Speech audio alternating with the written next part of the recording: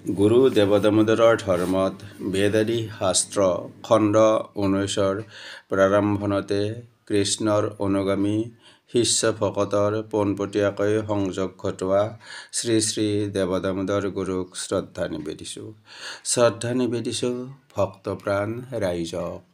হৰি হৰি হৰি হৰি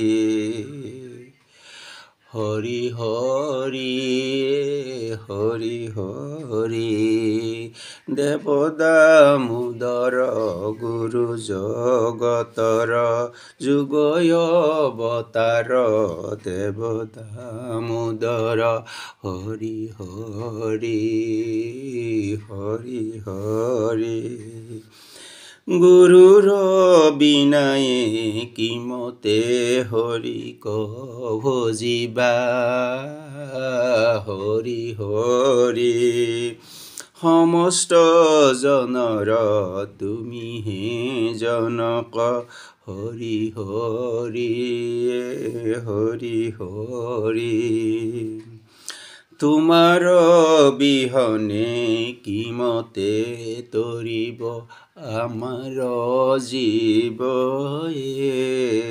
হৰি হৰি যত জীৱ জন হৰি হৰি গুৰু ভকতৰ তুমিহে জনক হৰি হৰি হৰি হৰি বৈকুণ্ঠৰ গুৰু হৰি ভকতৰ গুৰুয়ে হৰি হৰি তোমাৰ চৰণে ভকতি মাগিছো হৰি হৰি হৰি হৰি ভাগৱত পুৰাণত আছে মহামুনি ব্যাসদেৱে বিভিন্ন পুৰাণ শাস্ত্ৰ ৰচনা কৰিছিল, তথাপি তেওঁ তৃপ্ত হ'ব পৰা নাছিল। এনে সময়ত মহান দেৱৰ্ষি নাৰদৰ উপদেশ তেওঁ লাভ কৰি শ্ৰীমদ ভাগৱত শাস্ত্ৰ প্ৰণয়ন কৰিবলৈ মন মেলিলে। এই গ্ৰন্থত ভগৱানৰ সমস্ত গুণ বৰ্ণনা কৰা হৈছে।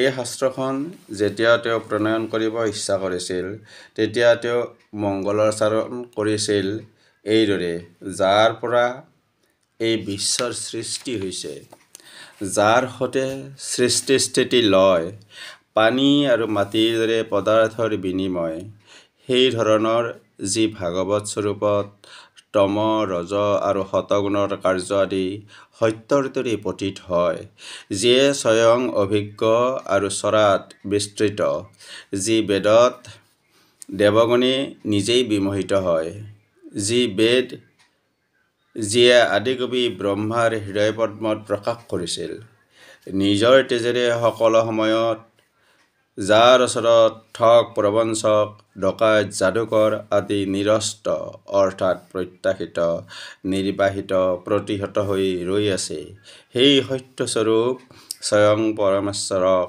আমি নিয়ত ধ্যান কৰি থাকোঁ।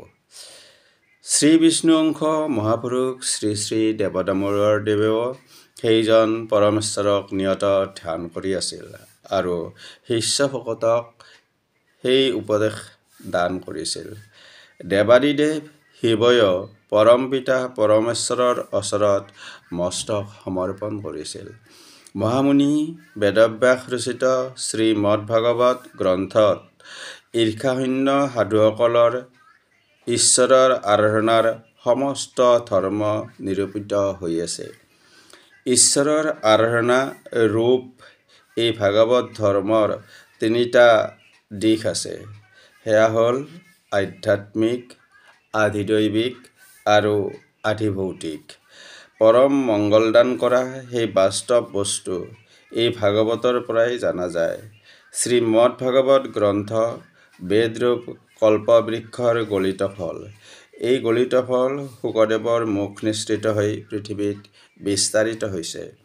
বিষ্ণুক্ষেত্ৰ নৈমিষাৰণ্যত শৌনক প্ৰমুখ ঋষিসকলে সহস্ৰ বছৰ ধৰি এক যজ্ঞ অনুষ্ঠান চলাইছিল। এই কালত এৰিন শৌনক প্ৰভৃতি ঋষিসকলে প্ৰাতঃকালত নিত্যনৈমিত্তিক হোম সমাপন কৰিছে। এনেতে ৰোমহৰ্ষণৰ পুত্ৰ সূত আহিল। ঋষিসকলে তেওঁক বহিব আসন দিলে। সেই ঋষিসকলে সাদৰে আপ্যায়ন কৰি জিজ্ঞাসা কৰিলে, হে সূত, তুমি পবিত্ৰ মহাভাৰত আদি ইতিহাস সম্বলিত ধৰ্মশাস্ত্ৰবিলাক অধ্যয়ন কৰিছা। সমস্ত বেদবিদসকলৰ মধ্যত শ্ৰেষ্ঠ হ'ল ভগৱান বেদব্যাস আৰু অন্যান্য সগুণ নিৰ্গুণৰ তত্ত্ববিদ মুনিসকল যিয়ে জানে। হে সৌম, তুমি সেই তত্ত্ববিদ মুনিসকলৰ অনুগ্ৰহত সকলো জানিব পাৰিছা, কাৰণ সকলো গুৰুই তেওঁৰ প্ৰিয় শিষ্যক সমস্ত গোপন তথ্য অনায়াসে ব্যক্ত কৰে। গদ্যৰ জনক, দুখন সত্ৰৰ সত্ৰাধিকাৰী, সংস্কৃত তলত অধ্যাপনা কৰা গুৰু শ্ৰী শ্ৰী বৈকুণ্ঠনাথ ভাগৱত ভট্টাচাৰ্য, কবিৰত্ন অৰ্থাৎ ভট্টদেৱ আদি শিষ্যক সমস্ত গোপন তত্ত্ব গুৰু দেৱদামোদৰে ব্যক্ত কৰিছিল আৰু তেওঁলোকৰ দ্বাৰাই বিভিন্ন ধৰ্মগ্ৰন্থ ৰচনা কৰাইছিল। সেইকাৰণে গুৰু দেৱদামোদৰে ভট্টদেৱক ব্যাস সমাহাৰ বুলি কৈছিল। মহাপুৰুষ শ্ৰী শ্ৰী দেৱদামোদৰ গুৰু হিচাপে ভাগৱত পুৰাণ বা আন আন শাস্ত্ৰত উল্লেখ কৰা গুৰুৰ সমস্ত গুণ প্ৰতিভাত হয়। এই বিষয়ে ক্ৰমশঃ আলোচনা কৰিম। বৰ্তমান ইংৰাজী 2019 চনৰ জানুৱাৰীত প্ৰকাশ হোৱা মোৰ কবিতাৰ পুথি শতপত্ৰ বিকশিতৰ আমাৰ আকাশ মাটিত হেৰাই শিৰোনামৰ আধুনিক কবিতাটোৰ মাজেৰে আমাৰ জীৱনৰ সত্য অৰ্থ প্ৰকাশ কেনেদৰে হৈছে সদাশয় শ্ৰোতা দৰ্শকে বিচাৰ কৰিব বুলি আশা কৰিলোঁ। য'ত ভাগৱত তত্ত্ব কথা থকা বুলি বহুতেই মত প্ৰকাশ কৰিছে। কবিতাটোৰ শিৰোনাম আমাৰ আকাশ মাটিত হেৰাই।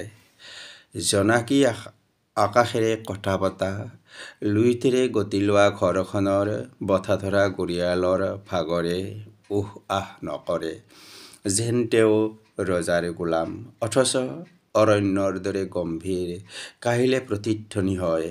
হস্তিগমন মূৰ নুঘূৰে, মচকা খোৱা শব্দত সৰল গছ, শব্দশংকা বায়ুত মিলে। আকাশে সাৱটি ধৰে চেপা খোৱা মৰম নিজৰা, লুইতে বংগোপসাগৰত এৰে। ঘাট প্ৰতিঘাটত জয় পৰা মালতী, বোকাত থাকিলেও পদুম ঠাৰি লেৰেলে। লাহে লাহে আকাশে পানীপূৰ্ণ ঘটত জিৰণি ল'লে। কাল সন্ধিয়া পপীয়া তৰাই দুৱাৰত আঘাত হানিলে। চিমিজেমিয়ে ভুক ভুক কৈ দৌৰে, উজুটিত পানীপুত্ৰ ঘট ভাঙে। আকাশখন মাটিতে হেৰাই। অৰ্থাৎ আমাৰ সুখ অস্থায়ী জীৱনৰ এটি মুহূৰ্ত মাথোন। আমি সুখ দুখ একাকাৰ কৰিব পাৰিলে ঈশ্বৰ আমাৰ সংগী হয়। যি প্ৰক্ৰিয়াত আমাৰ আশা আকাংক্ষা মাটিৰ পাত্ৰ সদৃশ ভাঙি কামনাৰ জল মাটিত পৰি আকাশৰূপী সপোন মায়া নিচিন্ন হৈ যায়, আমি নাজানো। সেইহেতু আমাৰ মায়া মোহ আশা আকাংক্ষা ভগৱানক সমৰ্পণ কৰি ক্লেশহীনভাৱে কাম কৰা আমাৰ ধৰ্ম হ'ব লাগে। এই মৰ্মই ধৰ্ম। এই মৰ্ম যিয়ে ধৰি ৰাখি জীৱন বাটত খোজ কাঢ়ে তেওঁৱেই ধাৰ্মিক। ধৰ মানে আধাৰস্বৰূপে ধাৰণ কৰা আৰু মৰ্ম মানে ভাৱ তাৎপৰ্য সাৰ কথা। ভাগৱত পুৰাণত আছে সমস্ত ভক্তসকলৰ পালক পিতা স্বয়ং ভগৱান বিষ্ণুই যি কাৰ্য কৰিবৰ নিমিত্তে বাসুদেৱৰ পত্নী আৰু কংসৰ প্ৰিয় ভাগিনী দৈৱকীৰ গৰ্ভত অৱতীৰ্ণ হৈছিল, সেয়া নিশ্চয় অজানা নহয় যে শ্ৰীকৃষ্ণই অসুৰ নিধন কৰি এখন সৌম্যৰ পৃথিৱী গঢ়িছিল। গুৰু দেৱদামোদৰ সদানন্দৰ পত্নী সুশীলাৰ গৰ্ভত অৱতীৰ্ণ হৈছিল। সমাজৰ অন্যায় অনীতি আঁতৰ কৰি জনগণক ঐক্যবদ্ধ কৰাৰ বাবে সংস্কৃত সম্পন্ন কৰাৰ উদ্দেশ্যেৰে।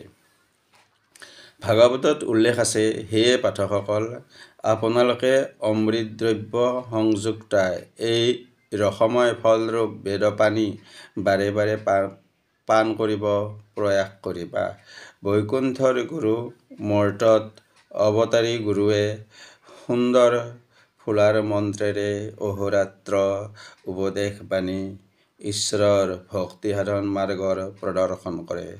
যি মাৰ্গৰে খোজ তোলে সৎ মহৎ সংগীৰে আগুৱান হৈ নিষ্কৃতি লভিব পাৰোঁ মহাশান্তিৰে।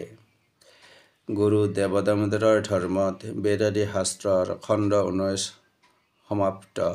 জয় গুৰু দেৱদামোদৰ। অনন্ত কুমাৰ শৰ্মা।